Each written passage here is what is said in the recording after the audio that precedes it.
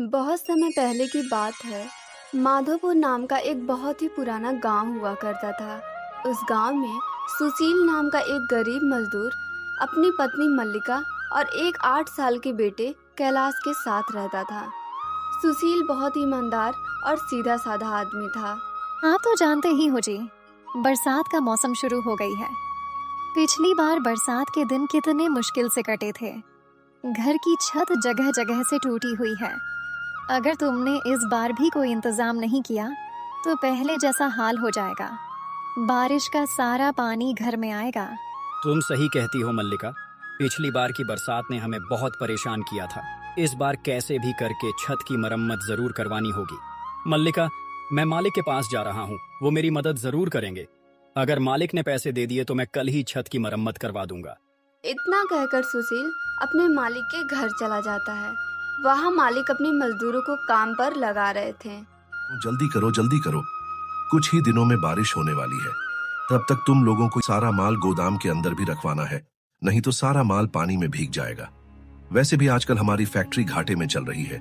मैं और रिस्क नहीं ले सकता। जल्दी करो, जल्दी करो, बहुत काम बचा है। अरे सुशील, बोलो क्या बात है? आज तुम काम पर इतने लेट से आए हो। आज तुम्हें काम नहीं करना है क्या? नहीं देख रहे हो कितना काम बाकी है?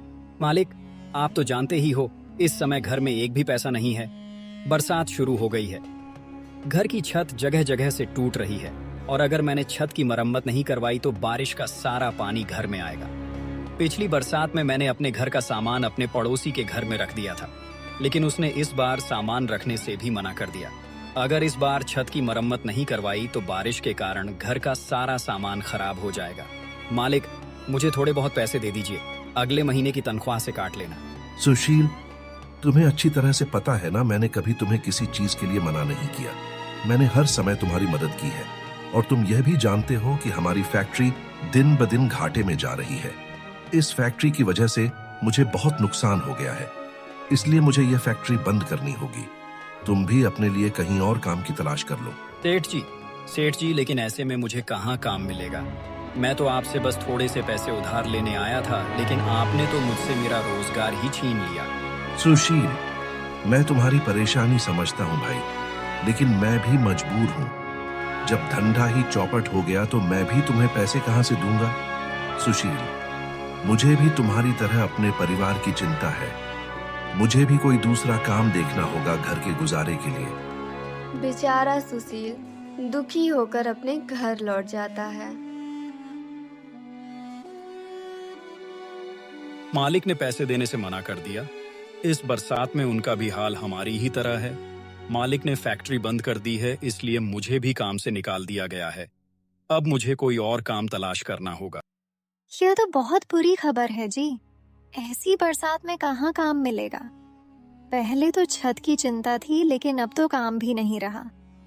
जब काम ही नहीं है तो छत की मरम्मत कैसे होगी? मल्लिका, तुम परेशान मत हो, मैं कल ही जाकर कोई काम ढूंढ लूंगा। अगर ईश्वर ने चाहा तो हम छत की मरम्मत जरूर करवा लेंगे।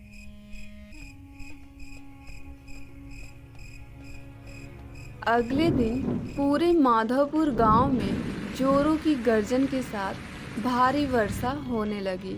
सुशील के घर की छत टूटी होने के कारण पानी टपकने लगता है।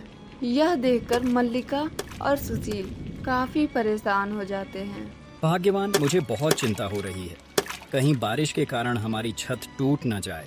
अगर इसी तरह रोज बारिश होती रही तो हम इस घर में कैसे रह पाएंगे? मुझे जल्दी कुछ न कुछ करना ही होगा। हाँ जी, आप बिल्कुल सही कह रहे हो। ये देखो, हमारी छत से कितना पानी टपक रहा है। ऐसे तो हमारे घर का सारा सामान खराब हो जाएगा। ठीक है भाग्यवान, मैं काम की तलाश में जा रहा हूँ। लेकिन बाहर जोरों से बारिश हो रही है, ऐसे में आप कहाँ जाओगे? मैं क्या करूँ भाग्यवान, और कुछ कर भी नहीं सकता। मुझे जाना ही होगा, नहीं तो हमारा सारा सामान खराब हो जाएगा। ठीक है जी, आप जैसा कहो, लेकिन आप ध्यान से जाइएगा। बाहर बहुत जोरों की बिजली भी कड़क रही है। फिर सुशील भारी वर्षा में छाता लेकर काम की तलाश में बाजार की ओर निकल जाता है। बाजार में एक मछली वाला आवाज लगा रहा था, अरे आओ भाई आओ, अरे आओ भाई आओ, ताज़ा ताज़ा मछली ले लो। बिल्कुल ही ताज़ा मछली है भाई, 120 किलो से 120 किलो। अरे ले लो भाई ले लो। अरे आओ भाई आओ, इससे अच्छी मछली पूरे बाजार में नहीं मिलेगा भाई। अरे ओ मछली वाले भैया, मछली कैसे किलो दे रहे हो भाई? अरे 20 किलो है भैया, आपको लेना है तो बोलो। अरे नहीं नहीं भैया, मुझे मछली नहीं चाहिए।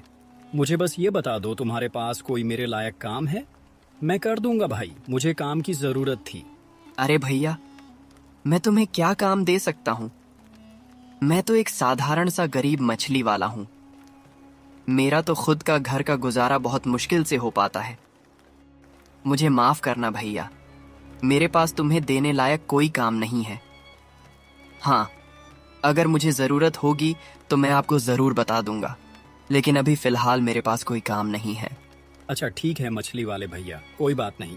इतना कहकर सुशील आगे बढ़ जाता है। सुशील पूरा दिन काम की तलाश करता है, लेकिन उसे कहीं भी काम नहीं मिलता है। फिर सुशील एक चाय वाले की दुकान पर जाकर बैठ जाता है। वहाँ दो आदमी बातें कर रहे थे। अरे भाइयों, आप लोगों ने सुना? आज अखबार में आया है कि इस बार बहुत जोरों की बारिश होगी, लगभग 1 महीने तक लगातार, और बाढ़ आने का खतरा भी है। अरे भाई, ये कैसी बात कर रहे हो? ईश्वर न करे ऐसा हो। अगर 1 महीने तक लगातार बारिश होगी तो किसान और गरीब लोग कैसे जिएंगे? बारिश की वजह से सारी फसलें मर जाएंगी और गरीब लोग का कारोबार भी बंद हो जाएगा। अरे सुशील भाई, अखबार में लिखा है, मैं तो बस वही बता रहा हूँ। अरे सुशील भाई, तुम चिंता क्यों करते हो? अखबार वाले तो कुछ भी उल्टा सीधा छाप देते हैं जिससे अखबार ज्यादा बिके। मैं तो तुम्हें लिख कर देता हूँ, ऐसा कुछ नहीं होने वाला है, और होगा वही जो ईश्वर चाहते हैं। पिछली बार अखबार में छपा था कि इस बार बिल्कुल भी बारिश नहीं होगी, लेकिन हुआ उसका उल्टा। पिछली बार कितनी बारिश हुई थी। अरे मेरी तो दुकान भी चुनने लगी थी। इसलिए अखबार में छपी बातों पर ध्यान मत दिया करो। मुझे लगता है तुम सही कह रहे हो। हमें अखबार की बातों पर विश्वास नहीं करना चाहिए, लेकिन हाँ, हमें होशियार रहना चाहिए ताकि अगर कुछ समस्या आए तो हम तैयार रहें। सुशील को उन दोनों आदमियों की बात अजीब लगती है, इसीलिए वह वहाँ से उठकर अपने घर चला जाता है। क्या आप ये क्या कह रहे हो जी? अब तो घर का राशन भी खत्म हो गया है और सुबह से कैलाश की तबीयत भी बहुत खराब हो रही है। उसका सारा शरीर गर्म हो रहा है। मुझे लगता है उसे बुखार है। तुम उसके लिए दवाई ले आओ। लेकिन मल्लिका, मेरे पास तो एक भी पैसे नहीं है, फिर मैं कैलाश के लिए दवाई कहाँ से लाऊं? जी, अगर कैलाश को इलाज नहीं मिला तो उसकी हालत और भी बिगड़ सकती है। तुम्हें जल्दी कुछ करना होगा। लेकिन मल्लिका, मेरे पास एक भी रुपया नहीं है। ऐसे में कैलाश के लिए दवाई कहाँ से लाऊं? हाँ, हम एक काम कर सकते हैं। चलो हम वासु के घर चलते हैं। वो मेरा बचपन का दोस्त है, वो मेरी मदद जरूर करेगा। फिर दोनों तुरंत ही भारी वर्षा के बीच में ही छाता लेकर वासु के घर चले जाते हैं।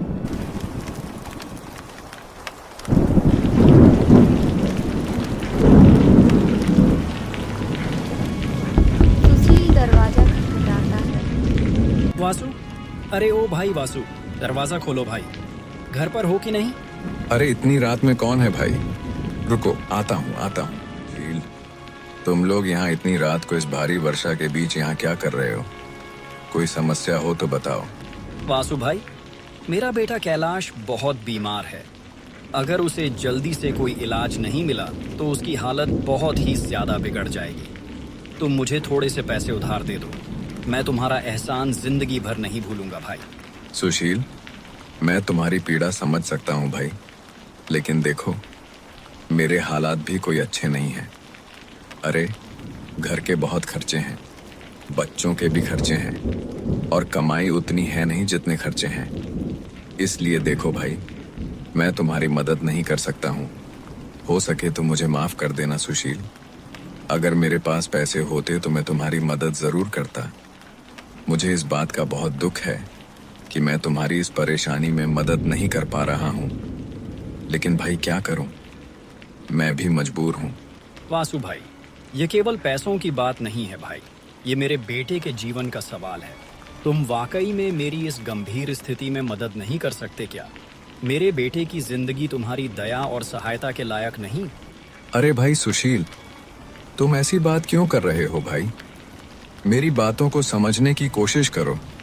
मैं सचमुच तुम्हारी मदद करना चाहता हूँ, लेकिन मेरे खुद के हालात इस समय सही नहीं है भाई। मुझे पूरी उम्मीद है कि कोई न कोई तुम्हारी मदद जरूर करेगा। इतना कहकर वासु अपने घर के अंदर चला जाता है। दोनों पति पत्नी यह सुनकर और भी ज्यादा दुखी हो जाते हैं। अंदर वासु की पत्नी राधा उससे पूछती है, कौन था जी दरवाजे पर जो इतनी जोर जोर से दरवाजा पीट रहा था? अरे राधा, वो मेरा भिखारी दोस्त सुशील था। उसका बेटा कैलाश बहुत ही ज्यादा बीमार है। उसके इलाज के लिए उधार पैसे मांगने आया था। मैंने साफ मना कर दिया उधार पैसे देने के लिए। लेकिन सुशील तो आपका बहुत ही अच्छा दोस्त है ना जी। उसने तुम्हारी मुश्किल वक़्त में बहुत बार मदद की है, फिर तुमने उन्हें पैसे देने से क्यों मना कर दिया? अरे भाई, मैं कोई दानवीर नहीं हूँ जो किसी की भी मदद करता फिरूं। और रही बात दोस्ती की, दोस्ती केवल मैं तब तक रखता हूँ जब तक मुझे सामने वाले से फायदा होता है। चलो मानो मैंने उसे पैसे उधार दे दिए, लेकिन वो मेरा पैसा लौटाएगा कैसे? अब तो उसकी नौकरी भी चली गई है। मुझे लगता है आपको ऐसा नहीं करना चाहिए था। ईश्वर न करे उसके बेटे को कुछ हो जाए। अरे तो मैं क्या करूं? मैंने सबका ठेका ले रखा है क्या? अगर हो गया तो हो जाने दो, वो जाने और उसकी पत्नी जाने। अरे मेरे अलावा और भी बहुत लोग हैं, कोई न कोई उसकी मदद जरूर ही कर देगा। ईश्वर का डर कीजिए जी, मुसीबत आते देर नहीं लगती है। कहीं ऐसा न हो तुम्हारा यह घमंड तुम्हें ले डूबे। अरे यह सब फालतू की बातें हैं, तुम इन बातों पर ध्यान मत दिया करो। वैसे भी ये कोई घमंड वाली बात नहीं है। अरे भाई, मेरा पैसा है, मैं किसी को दूं या नहीं दूं मेरी मर्जी। उधर सुशील परेशान बेबस था। उसने सभी चाहने वालों से पैसे उधार मांगे, लेकिन किसी ने भी उसे पैसे नहीं दिए। लोगों ने अलग अलग बहाने बनाकर उसकी मदद करने से मना कर दिया।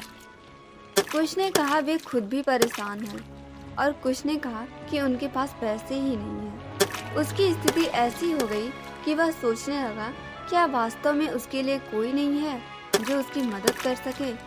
तभी कैलाश अपनी माँ से कहता है, माँ, मुझे बहुत ठंड लग रही है माँ। ठंड से मेरा पूरा शरीर कांप रहा है। आप कुछ करते क्यों नहीं जी? बच्चा मरने को तैयार है। अरे मरता है तो मर जाने दो, इसे भी पता चले कि यह गरीब बाप के घर में पैदा हुआ है। मैं थक चुका हूँ लोगों से पैसे उधार मांग मांग कर। कोई पैसे देने को तैयार ही नहीं है। जबरदस्ती छीन के तो नहीं ला सकता ना। सुशील तुरंत घबराहट में घर से निकलता है।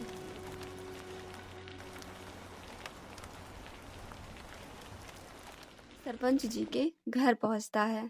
सरपंच जी, मेरा बच्चा कैलाश बहुत बीमार है। उसे इलाज की सख्त जरूरत है, लेकिन मेरे पास एक भी पैसे नहीं है जिससे मैं अपने बेटे का इलाज करवा सकूं।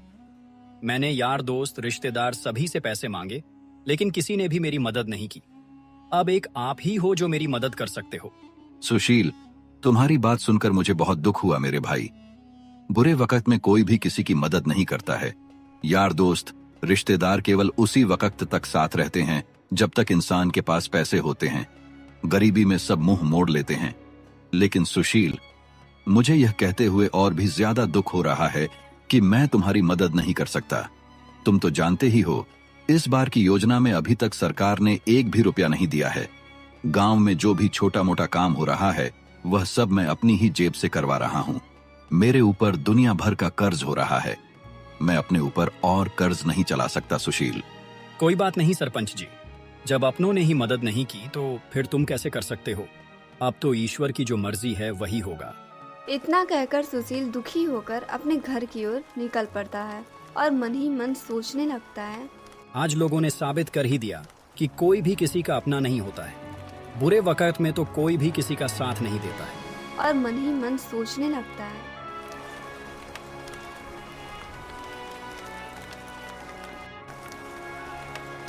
कि तभी एक पेड़ की शाखा टूटकर सुशील के सर पर गिर पड़ता है और सुशील वहीं सर पर चोट लगने के कारण बेहोश होकर जमीन पर गिर पड़ता है। अगले दिन उसी रास्ते पर एक व्यापारी आ रहा होता है। तभी उसकी नज़र जमीन पर लेटे हुए सुशील पर पड़ती है। अरे भाई, कौन हो तुम और बीच रास्ते पर क्यों लेटे हुए हो? हट जाओ रास्ते से, मुझे देर हो रही है। लेकिन बदले में उसे कोई भी जवाब नहीं मिलता है। अरे ये तो बेहोश है, इसकी हालत तो बहुत गंभीर लग रही है। मुझे इसे यहाँ छोड़कर नहीं जाना चाहिए, ये बेसहारा और कमजोर है। फिर व्यापारी सुशील को अपने घर ले जाता है और घर ले जाकर व्यापारी सुशील की खूब सेवा करता है। कुछ ही देर में सुशील को होश आ जाता है। मैं कहाँ हूँ? मैं तो अपने घर जा रहा था, फिर यहाँ कैसे आया? मुझे जल्दी से अपने घर जाना होगा।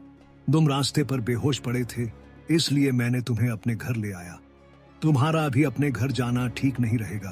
पहले तुम्हें आराम करने की सख्त जरूरत है, उसके बाद अपने घर चले जाना। आपने मेरी मदद क्यों की? आप तो मुझे जानते भी नहीं हो, फिर भी आपने मेरी मदद की, मुझे अपने घर ले आए और मेरे इतने अच्छे से ख्याल रखा। देखो छोटे भाई, जीवन में बस खुद की मदद करना ही काफी नहीं होता है, बल्कि हम सब एक दूसरे की मदद के लिए हैं। जब कोई इंसान परेशान हो तो हमारा फर्ज बनता है कि उसकी मदद करें। हो सकता है कि तुमने अब तक कई लोगों के बुरे पहलू ही देखे हैं, लेकिन मैं मानता हूं कि अच्छाई भी इसी दुनिया का हिस्सा है। वैसे तुम बेहोश कैसे हो गए थे? तुम्हें देखकर ऐसा लगता है जैसे तुम्हारी हालत कुछ अच्छी नहीं है। जी, मेरा बेटा बहुत बीमार है। मेरे पास एक पैसा भी नहीं है जिससे मैं उसका इलाज करवा सकूं। मैंने सभी से अपने बेटे के इलाज के लिए पैसे उधार मांगे, लेकिन किसी ने भी मेरी मदद नहीं की। मैं आखिरी उम्मीद लेकर सरपंच जी के पास गया था, लेकिन उन्होंने भी मुझे पैसे देने से इनकार कर दिया। मैं इसी सोच में डूबा डूबा, साथ ही साथ तेज बारिश भी हो रही थी। तभी मेरे सर के ऊपर वाले पेड़ पर अचानक बिजली गिरी और उसके बाद मुझे कुछ भी याद नहीं है। अब आंख खुली तो आप मेरे सामने हो। अरे छोटे भाई, तुम तो बहुत मुसीबत में लगते हो। अब तो तुम्हारे बेटे की हालत बहुत खराब हो गई होगी। एक काम करो, जल्दी से अपने घर जाओ और अपने बेटे का इलाज करवाओ। वह भला आदमी सुशील को बहुत सारे पैसे दे देता है। इन पैसों से तुम अपने बेटे का इलाज और अपनी छत को बनवा लेना, और बचे हुए पैसों से कोई कारोबार कर लेना। जब कभी तुम्हारे पास पैसे हो जाएं, मुझे आकर लौटा देना। आपका धन्यवाद बड़े भैया, आप मेरे लिए भगवान से कम नहीं हो। मैंने देवी देवताओं का नाम तो सुना जरूर है, लेकिन कभी देखा नहीं था, और आज मैंने देख लिया। मैं आपका एहसान जिंदगी भर नहीं भूलूंगा। अरे ये कोई बड़ा काम नहीं है छोटे भाई। अच्छा, अब तुम जल्दी घर जाओ और अपने बेटे को डॉक्टर को दिखाओ।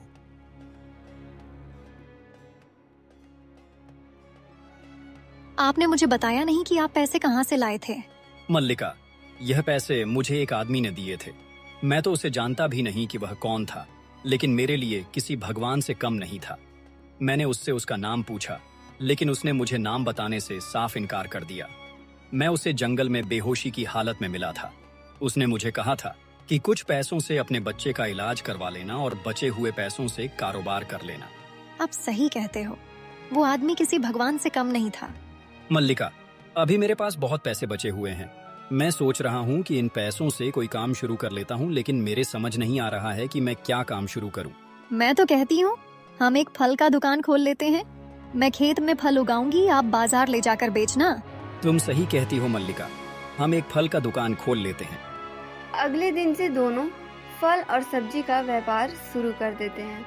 मल्लिका अपने खेतों में मेहनत से तरह तरह के फल और सब्जियां उगाती है और सुशील उन फल और सब्जियों को बाजार में बेच दिया करता। धीरे धीरे करके सुशील का व्यापार बहुत ही बड़ा हो जाता है और वह गांव का सबसे अमीर व्यक्ति बन जाता है। उसके ग्राहक चारों ओर फैले हुए थे। जमा किए हुए पैसों से सुशील एक अच्छा घर भी खरीद लेता है। यूं ही कुछ दिन गुजर जाते हैं। एक दिन जब सुशील घर पर होता है तो उसका दोस्त वासु आता है। सुशील, तुम्हारी भाभी की तबीयत बहुत खराब है भाई। घर में एक भी पैसा नहीं है जिससे मैं उसकी दवाई ला सकूं। तुम ही हो जो इस मुसीबत में मेरी मदद कर सकते हो। वासु भाई, तुम परेशान मत हो, मैं तुम्हें अभी पैसे दे देता हूँ। सुशील वासु को पैसे दे देता है। उसने सोचा था कि जैसे मैंने उसे पैसे उधार नहीं दिए थे, सुशील भी मुझे पैसे नहीं देगा, लेकिन सुशील ऐसा नहीं था। सुशील सभी की मदद करता था। यह सब देखकर वासु को अपनी गलती का एहसास होता है। वह सुशील से कहता है, आज मुझे सच्ची दोस्ती की ताकत का एहसास हुआ मेरे भाई। जब तुम्हारी आर्थिक स्थिति कमजोर थी, मैंने तुम्हारे सामने अपने पैसे का दिखावा किया और तुम्हारे हालात का मजाक बनाया। मेरे घमंड और अहंकार ने मुझे अंधा कर दिया था कि मैंने तुम्हारी मदद करने से इनकार कर दिया। लेकिन अब समय ने मुझे एक बड़ा सबक सिखाया है। मुझे अपनी गलती का एहसास है। कृपया मुझे माफ कर दो सुशील। अरे भाई वासु, इसमें माफी की कोई बात नहीं है भाई। मैंने जो किया यह तो मेरा फर्ज था। तुम्हें अपनी गलती का एहसास हो गया, यही मेरे लिए सबसे बड़ी बात है। मैं तुम्हें दिल से माफ करता हूँ। अब तुम जल्दी जाओ और भाभी का ख्याल रखो। वासु अपने घर चला जाता है। फिर सुशील अपनी पत्नी से कहता है, हमारे पास तो जमा पूंजी अच्छी खासी हो गई है और हमारा काम भी अच्छा चल रहा है। ऊपर वाले की दुआ से सब बढ़िया है। मैं सोच रहा था कि क्यों न मैं उस भले आदमी को उधार पैसे दे आऊं। आप सही सोच रहे हो जी। उस भले आदमी ने इतने कठिन समय में हमारी मदद की थी। उसी की वजह से तो आज हम यहाँ तक पहुँचे हैं। अब तुम उसके पैसे लौटाओ। सुशील उस भले आदमी के पैसे वापस करने के लिए निकल पड़ता है।